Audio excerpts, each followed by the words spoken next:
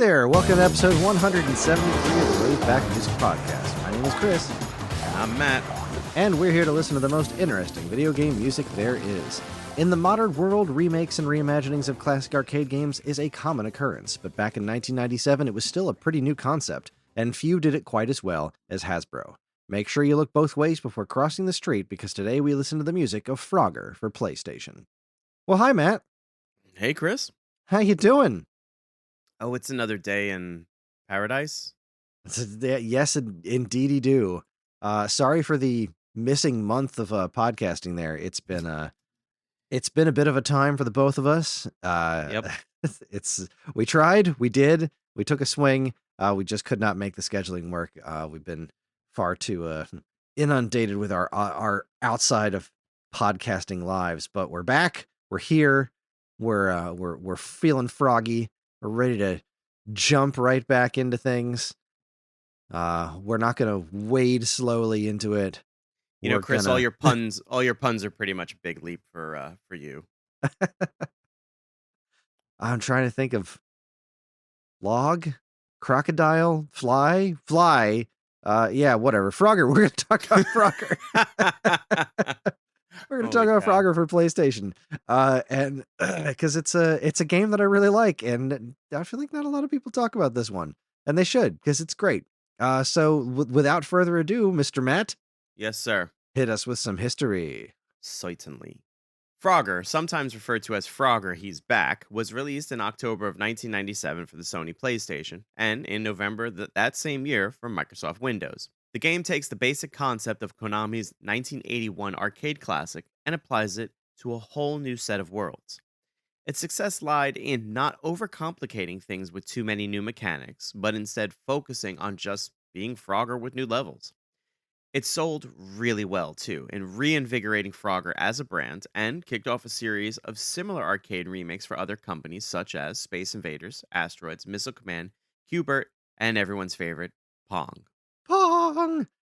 This game's music is an interesting beast with a very specific late 90s vibe. It's credited to Andrew Barnabas and Peter Murphy. Barnabas has had quite a career spanning both video games and film, including at least a couple of games that Tommy Tallarico has claimed full credit for composing, like Cool Spot and Aladdin. He also wrote music for PlayStation 1's Medieval, PS2's Primal, and Forza Motorsport 4 for whatever Xbox system that one came out on. Arnold's other works include both Medieval and Primal as well, in addition to several entries in the Gran Turismo series and Disney Dreamlight Valley. Matt, do you have any personal history with this fine game? No, sir, I do not. Okay. You have any history with Frogger in general, I assume, right? You've at least played Frogger before? Absolutely. We for us over here in the New York area, in the metro area, we had a Nathan's hot dog place that was massive, that had an arcade in the back, and that was like a constant destination for me. That arcade had, I don't know, 40, 50 machines, like 10 pinball games. It was one of my, it's like my happy place. It's since been demolished, and now a much smaller stand exists, but anyway, Frogger was definitely one of those games in there, along with some of these older ones too. Even though it was like the mid 90s, they still had a couple of the classics, uh, you know, in the dark corners. I remember they had an original Tetris machine, which always like mystified me and stuff. But yeah, Frogger's a lot of fun. Very simple in its design, and I think that's what makes it such a great game. It's very simple. Just get across the road without getting hit. Yeah, and the river. Don't forget the river. Well, I mean, you couldn't get hit on the river, could you? You had to... Once the crocodile started showing up, and the That's snake. true. Bad times. Yeah, bad time. Or if you missed, right? Like you go to jump into like the spot, the safe spot at the end, and you miss, and you're just like dead. Yeah. Strangely fragile frog that can't swim, right? That's a very strange thing about this game. What an anomaly. All right, we created a frog that can't do its basic motor functions. This frog is very bad at frogging. As the kids say. Is that what they say?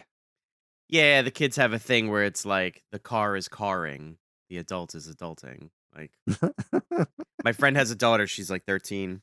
She's infinitely smarter than I think anybody I know, and that includes adults, and, she does that from time to time. She'll say something like, "This car is not carring," and you're just like, "You kids have strange lingo."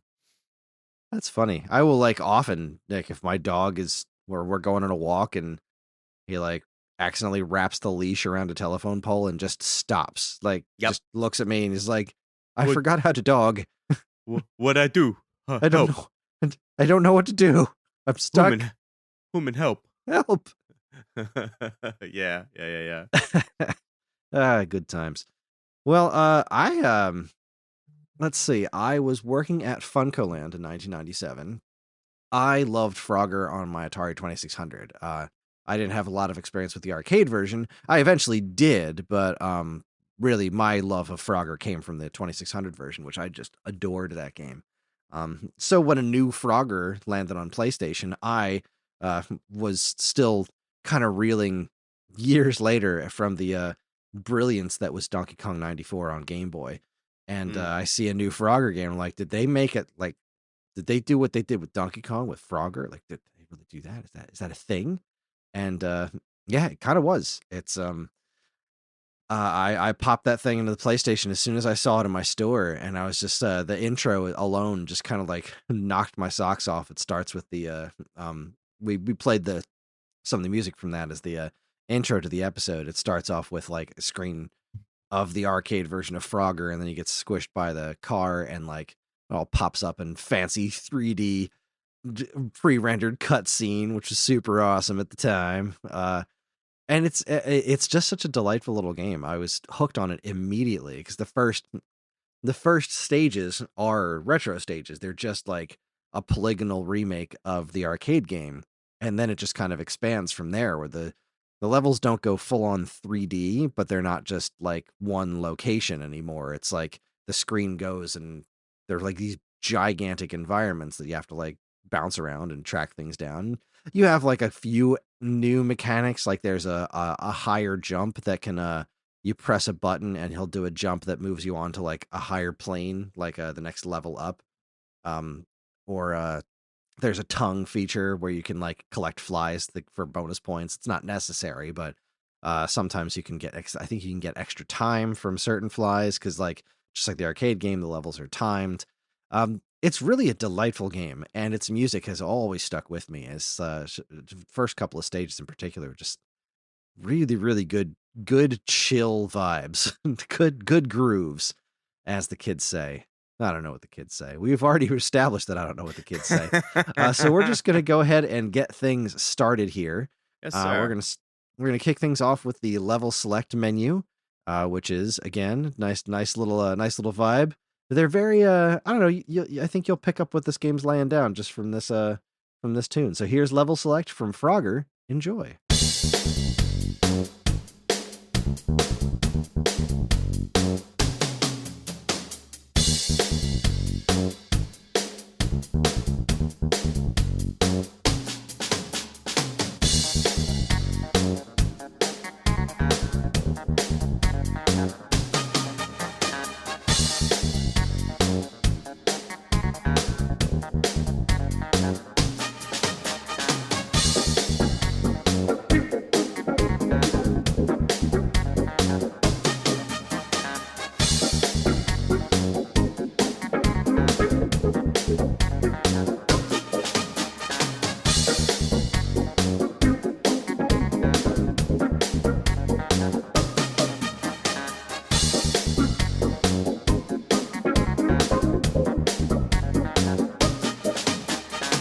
And that was the level select theme from Frogger for PlayStation. How did that grab you? Oh, that was so 1990 something or other. Did it make you feel like selecting a level? Yeah, yeah, yeah. It definitely did. I don't know what I'm selecting between, but I definitely needed to select a level to get out of there. It wasn't terrible. I mean, it's very intrinsically 1990, video game music on PlayStation. And that take that with a grain of salt, I suppose. I don't know. I mean it to be a pro or a con. It just it's an observation. And we'll leave it at that. Yeah, it's very background music. I like it to it's the song you one of the songs you always hear when you play this game. So I had to Mhm. make it part of our playlist here, but yeah, there's not a lot to it. It's just a very produced, very Yes. Yes. CD quality sound. Uh, Back when the CD quality sound really meant something. But I've always dug that one. But this is where the real fun begins, Sarah. This is where we're going to listen to the music from the first couple stages of the game. This is Retro Zone 1. This is actually a like a remake remix. So like in the original Frogger, there wasn't a lot of music, but there were these little jingles that would play. And this is mhm. kind of like a remix of one of those jingles turned into a full song, which I find just positively delightful. I adore this song. And I hope you guys like it too. Here is Retro Zone 1 from Frogger. Enjoy.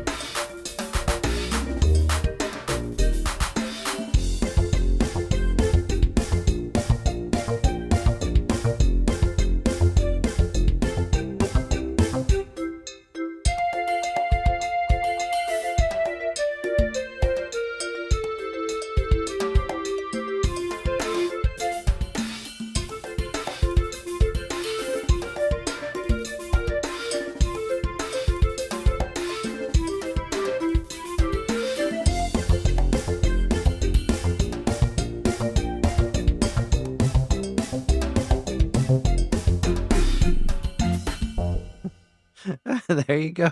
That's the retro stage 1. It's so pleasant. I just love it so much.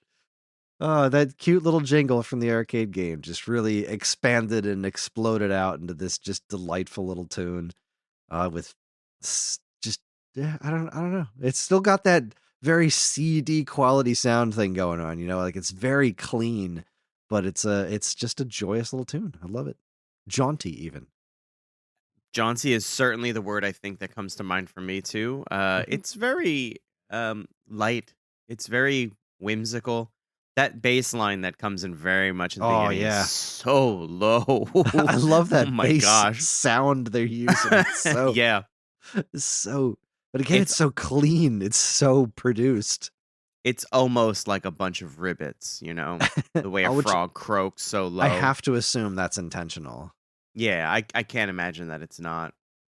No, it's fantastic. I think it's a lot of fun. Awesome. Yeah, I'm digging it. Just really making me want to play the game. So let's move on to the next one. Ooh, this is a good track.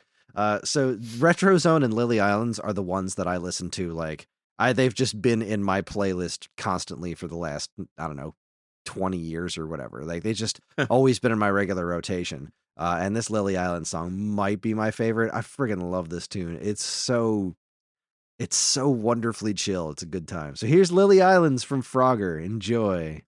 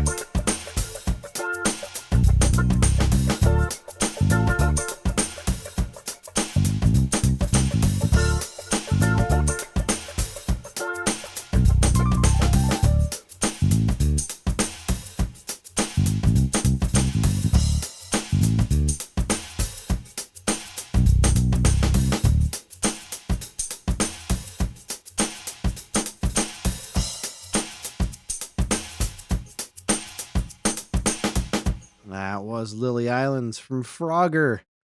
I don't know what it is about that song, but it pops into my head all the time. I think it's the bass line. It's not like this wonderfully complicated, magnificent, joyous piece. It's just like this super cool, chill chunk of music. I just love, I just love that track. I would not. I don't want to double negative. Let's not do that. I absolutely agree. It's such a chill song, like that kind of shuffling jazz drum. Uh-huh. Yeah. That bass is real funky. Like great sound on that bass too.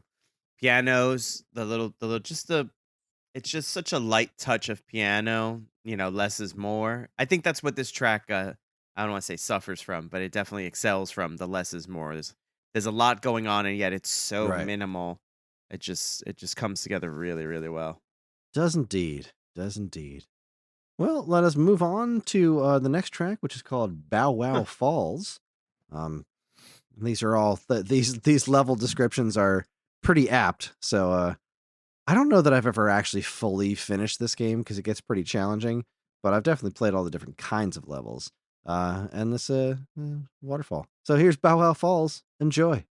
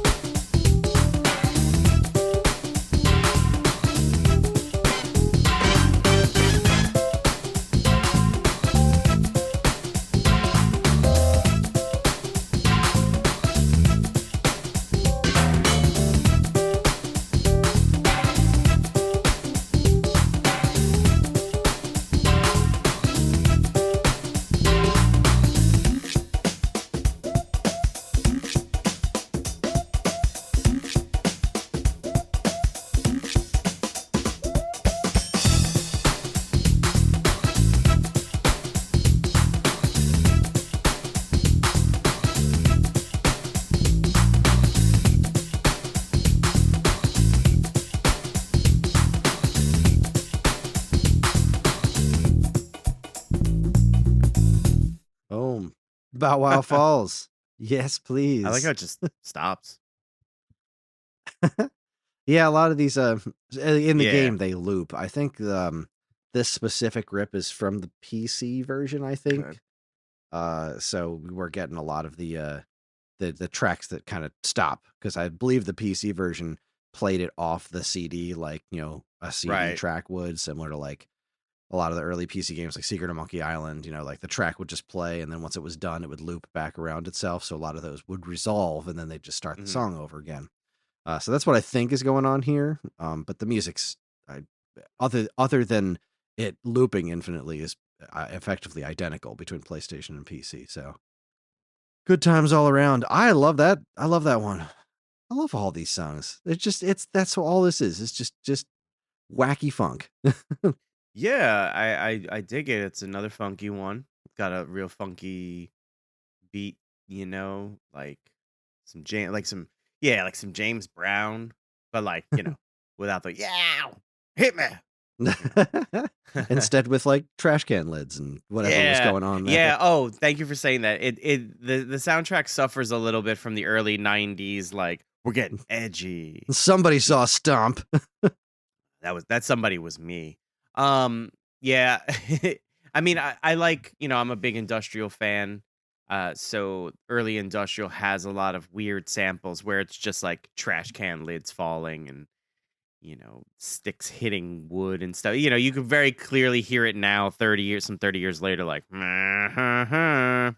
so it's very indicative of that time period. But it's still good. It's still funky. It's still listenable. It still gets my toes tapping. Steal from Chris. Toes a tapping. Who doesn't love tapping toes? I think we need to just move on to Honeybee Hollow, I which think is that's a fantastic idea. it's the next track we're going to listen to. And if I were a betting man, I say it's going to be more funky stuff. So let's go ahead and give it a listen to Honeybee Hollow from Frogger. Enjoy.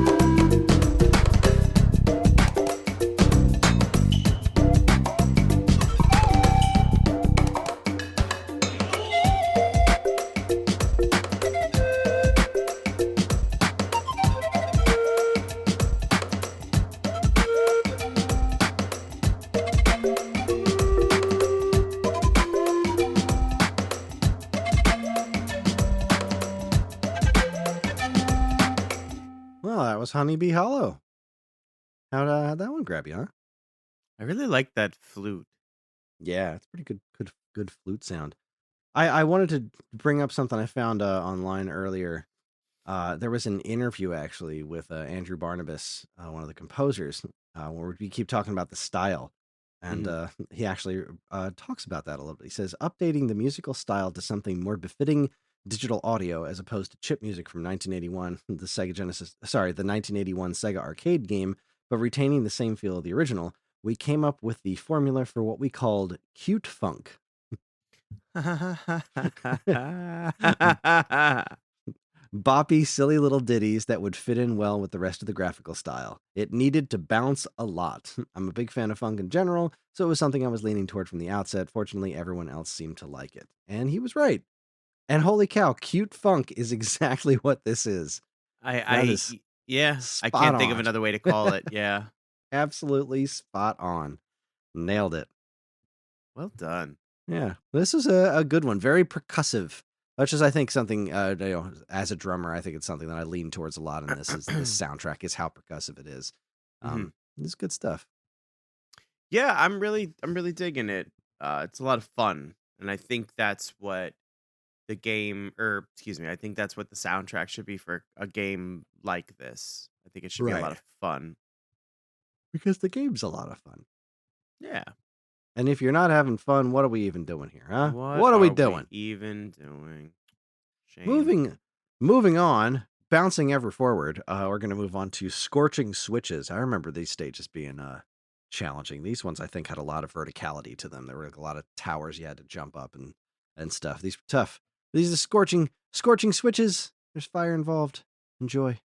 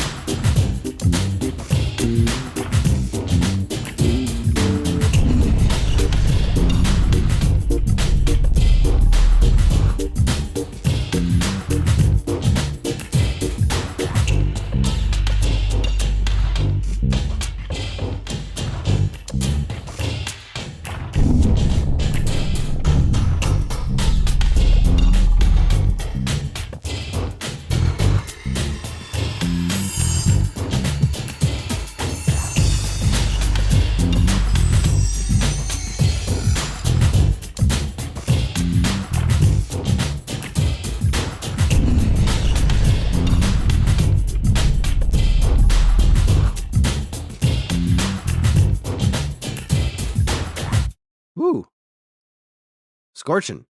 Hot. The hotness. Very That that industrial. that you beat me to it. It reminds me of very early industrial, like first record Ministry, early Die Krupps. It's so it's so literal to the term industrial. Like Yes. like you somehow ended up in a factory that somehow all its mechanics were rhythmically synced. like the factory's singing a song. It's funny, but it's very good. It And then you hired a bass player. Yeah, oh yeah, yeah. The foreman was a bass player. That's great. Or I moved in or something. I don't know. All right. Anyway, that's good. Again, I like the idea of cute funk. That really tickles me, and now I can't like unthink that.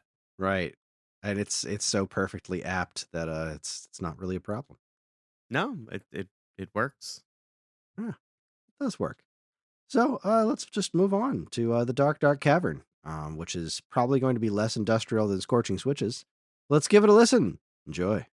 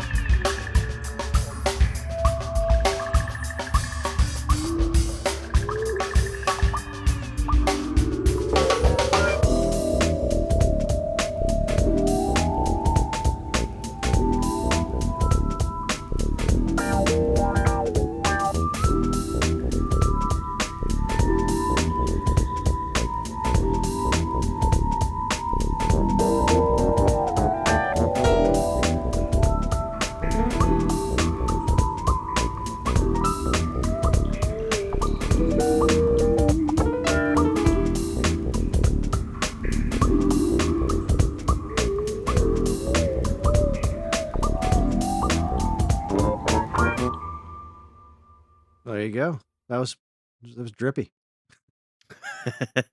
Yeah, I have a certain need to like check the walls. Something wrong. I mean, I'm in a basement. Oh, I'm gonna scare the what out of you. Ooh. No, I like that one. I like that one. I Again, like all it's these. yeah, it's just super funky. Like the drums and the bass just they lock in so well, and it just keeps like my head bopping. Like it almost doesn't matter what they put on top of that bass and drum. It's gonna slap, as the kids say. Indeed. Boy, we sure are chasing after that youth vote, aren't we? Yeah. Oh, the kids. The youngins. Oh boy. All right. Rapscallions. Well, we got a couple of left, so let's keep on hopping along. This next one is Bang Bang Barrel, and I honestly can't remember what this stage is like at all. It's been so long since I've played past the first couple of stages in this game, so let's go ahead and give it a whirl. Here's Bang Bang Barrel. Enjoy.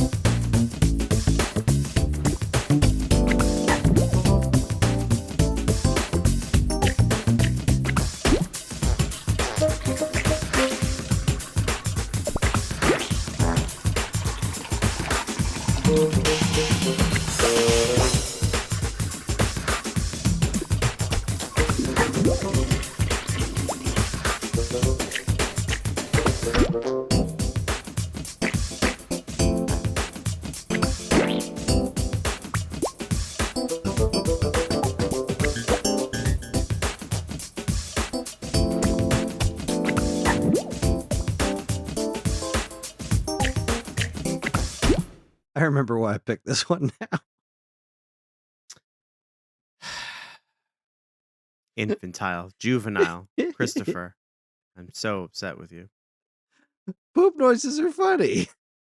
It's an actual toilet flush in the song. It's It great. really is an actual toilet flushing. I can't believe that. I guess when you've got the capabilities, you're like, well, we're gonna go for it. That's right. But why then, if you're gonna record a toilet flushing, why not go full tilt and just get someone farting for real? I think there were some pretty convincing farts in there. I don't know, man. Look, all farts are different, all right? All farts are special. Don't you fart shame these composers. I wasn't. I just felt if you're gonna go as far as to record a toilet bowl, why not just record someone farting? Well, I mean, I guess they could just. I felt like there were some farts in there. I mean, we're not talking like Great Mighty Pooh levels here, but there's some. Well, There were some toots, toots. couple of rips. Gosh. Times. Oh boy, Kris. I always count on you. Yeah, that was an interesting one. So we got 2 left. Yeah, come back from that. This next one is called Cactus Point. Get it? Cacti are pointy? Mm-hmm. I thought it was clever. Here's Cactus Point from Frogger. Enjoy. All I did was agree.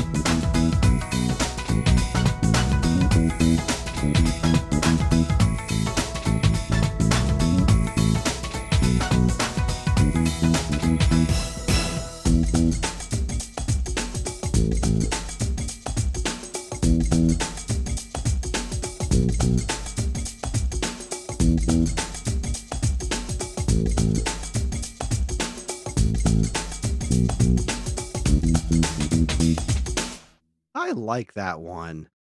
Oh, that was so delightful. You came back from it like someone told you it was terrible. They did. My dog behind me was like, that was terrible. What's wrong with you? And I said, stop Wow. talking. You're a dog. No, hallucinations aside, I thought that was a lovely track. I thought we were gonna have David Berkowitz moment there. Anyway, I think that song was delightful as well. That again, less is more on the bass. Just Right. enough to punctuate some passages and phrases there. Funky drummer. Got a funky drummer here. Yep. It's good stuff. It just keeps being good. The soundtrack is really good. Yeah, I'm glad you're enjoying this because I'm having a good old time myself.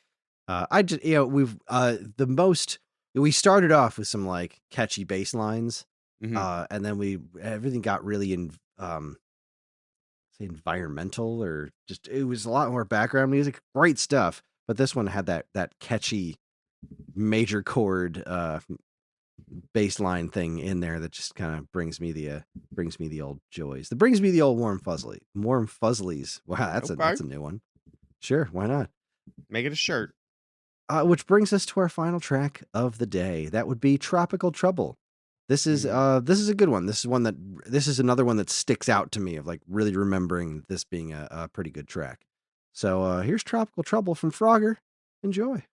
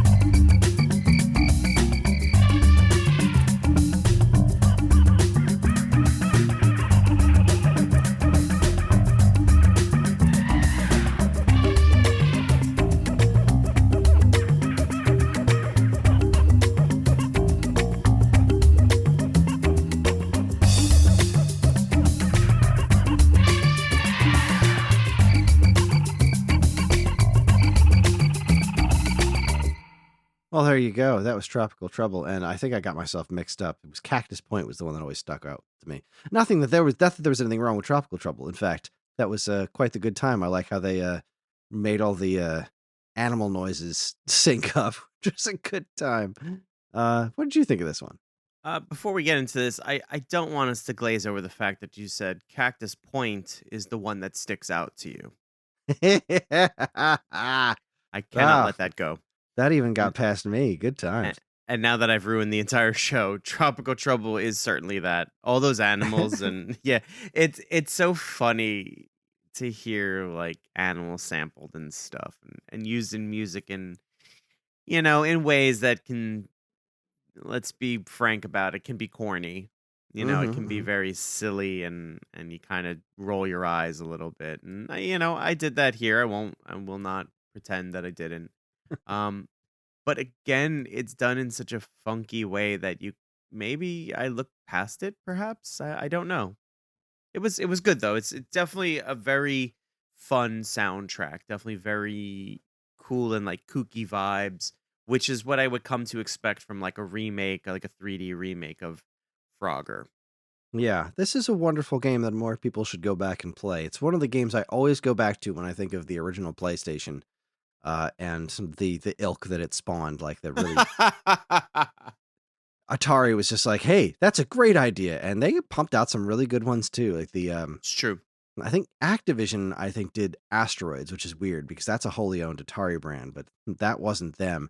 Atari wound up doing Centipede, which I wasn't crazy about, but Mm. the remake of Pong was so much fun. That PlayStation 1 Pong was great. The Space Invaders one was really good too. I want to say that was also Activision, and we actually covered the Game Boy Color version of Space Invaders. I don't think we did the full soundtrack. I think it was just part of something. I can't remember what, but we did that on the show. We did at least one song from that game on here before. the Game Boy Color, like the PlayStation N64 Space Invaders remake was phenomenal, but the Game Boy Color one was even better. Like it was ridiculous. Very, very good stuff. But Hmm. yeah, I was a big fan of this entire genre that popped up around this time. Cubert was great too. Oh, Cubert was wonderful. Cubert was so good. Um, but yeah, that's it. That's all we've got. That's all I've got, and that is going to be our show. Matt, what's your pick? What's up next? So for my next pick, I wanted to go classic. We were talking about the arcades, Oh, in oh, oh! this particular episode. I'm Um, excited. What's it yeah. going to be? Oh, I plunked a lot of quarters into this game. Oh man. We're gonna go with Golden Axe for next episode. Golden Axe. Yeah. All right, the original arcade or the Sega Genesis one? Do we go on arcade? No, we're gonna go arcade first. That is fantastic. That's one of the games that's making a comeback soon, apparently. Is it? Yeah, Sega like a month or two ago announced that they had what's it, 5 new games coming out that were based on old IP, and they had a Mhm. little trailer involved. Crazy Taxi, Golden Axe, Shinobi. Mhm. Oh, why am I drawing a blank? There was something else in there that was like I was super excited about it. Oh, I gotta find that trailer now because it was great. The heck was that called? Power Surge, Sega trailer. Jet Set Radio, Shinobi, Golden Axe, Streets of Rage, and Crazy Taxi. Jet Set Radio. Wow. Yeah, we just did that. Was it last year? I think we just did that game on here. Yep. Um, the Shinobi looks stunning. Streets of Rage looks 3D, which following Streets of Rage 4 is kind of a surprise, but it all looks pretty interesting. We'll see. I'm gonna have to check out that trailer. Send me Yeah, the link when you get a second. I will do exactly that, good sir. Why, It's thank you. very Sega. But yeah, there we go. Good pick.